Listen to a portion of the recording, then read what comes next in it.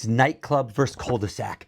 Two teenage vampire stories that have recently launched and entered the world of comic books. And vampires are the story world that you can always endlessly explore, and the teenage kind is the best kind, I think.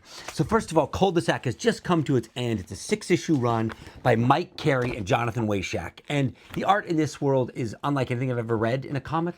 It's this mix of black and white, hand-painted, hand-drawn, absolutely mind-blowing pages that details a story of these young kids who are going on a camping trip, and they think they're just out with friends and some family members, but they soon to realize that this camping trip is where they're going to be taught they're actually vampires, while their parents are back at home.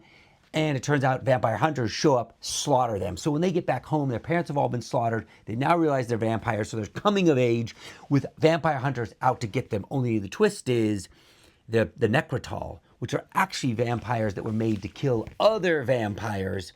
And now the vampire hunters are teaming up with them to fight the vampires who are actually hiring the vampire hunters to get rid of the competition. Crazy twist, wonderful emotional arc, and an amazing, amazing ride. Now, this art style is really unlike anything else I've read, and these covers just blow my mind, each one of them.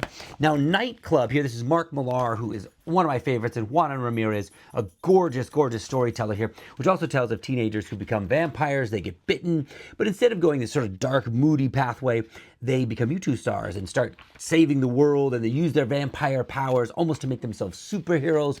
And there gets to be a love triangle between the three of them, because of course there's 2 boys and a girl. They like the same girl, and ultimately the buddy in the group, he rejects the boy and the girl and joins the bullies who've been treating them terribly, and then it turns out he gets betrayed by them, and there's a huge relationship twist, and like all things Mark Millar, he spins the world from every chapter to chapter.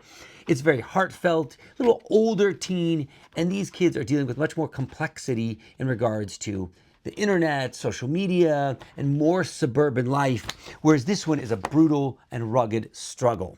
So both are amazing, give you different sides of the teenage vampire story, but I can't recommend you reading them back to back. I just finished Cul-De-Sac and then dove back into Nightclub to be reminded of how incredibly fun this is.